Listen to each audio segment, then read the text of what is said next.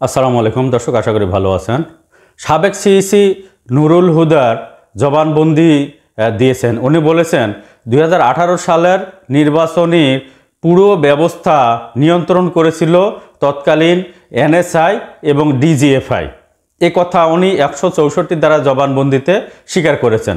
উনি আরও বলেছেন 2018 সালের 30শে ডিসেম্বরে যে নির্বাচন হয়েছিল এটি 150টি আসন 29 ডিসেম্বর অর্থাৎ 30 ডিসেম্বরের আগের দিন রাতেই ভর্তি করে রাখা হয়েছিল, যাতে নির্বাচন যদি পরের দিন যদি সুষ্ঠুও হয় তাও যেন 150টি আসনে আওয়ামী লীগ জিতে, এই ব্যবস্থা করে রেখেছিল।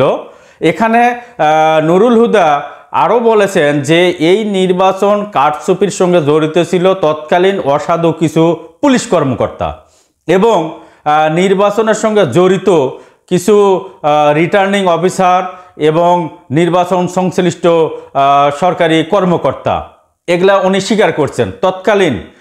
তখনকার সময়ে বিএনপি যে অভিযোগ করেছিল যে দিনের ভোট রাতে হয়েছিল, তখন কিন্তু কে এম নুরুল হুদা এই কথাটা কিন্তু স্বীকার করেনি। অথচ 2018 সালের 31শে ডিসেম্বর সাংবাদিক সম্মেলনে বিএনপি কিন্তু জোরের সঙ্গে বলেছিল যে এই ভোট দিনের ভোট রাতে হয়েছে, অন্তত 150টি আসনে আগের রাতে ব্যালটে নৌকায় সিল মেরে ব্যালট বাক্স ভর্তি করা হয়েছিল। কিন্তু সে সময় কে এম নুরুল হুদা বলেছিল যে না না না নির্বাচন সুষ্ঠু হয়েছিল। এখন অকপটে কথাগুলো স্বীকার করছে।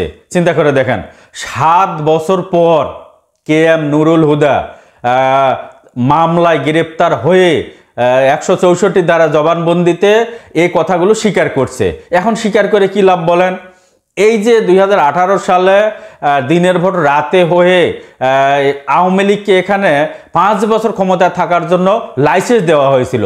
এই লাইসেন্স পেয়ে এখানে আওয়ামী লীগ 5টি বছর জনগণের উপর কতটা স্টিম রোলার চালিয়েছিল জনগণ সেটা দেখেছে। বিচারের নামে অসংখ্য লোককে মিথ্যে মামলা দিয়ে গ্রেপ্তার করেছিল এবং ফাঁসি দিয়েছিল এবং গুম করেছিল। এই যে এগুলোর জন্য দায়ী কিন্তু সিইসি এখন বলছে, সাবেক সিইসি এখন বলছে যে না, এর জন্য সিইসি দায়ী নয়।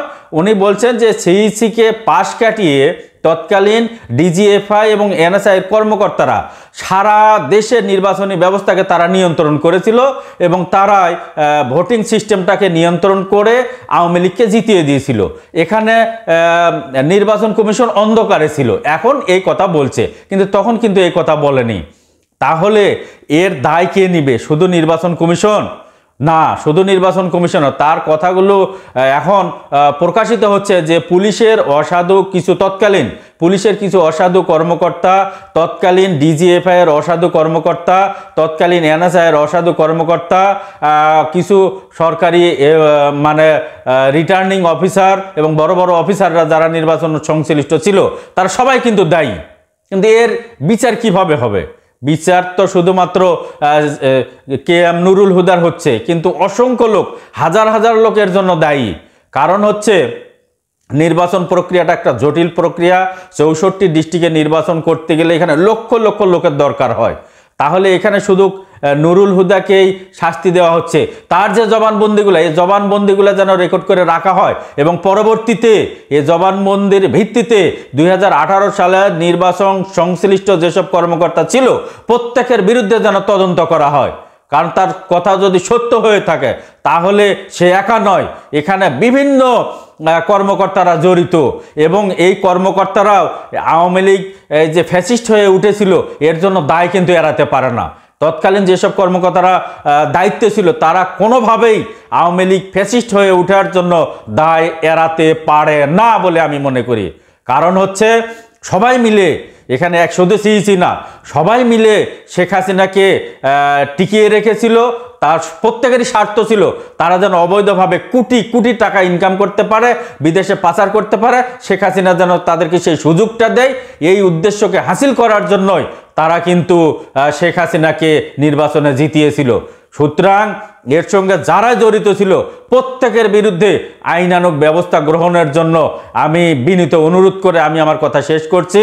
আমার কথাগুলো যদি ভালো লাগে শেয়ার করবেন, চ্যানেলটি সাবস্ক্রাইব করবেন, আর যারা সাবস্ক্রাইব করেছেন তাদেরকে স্যালুট।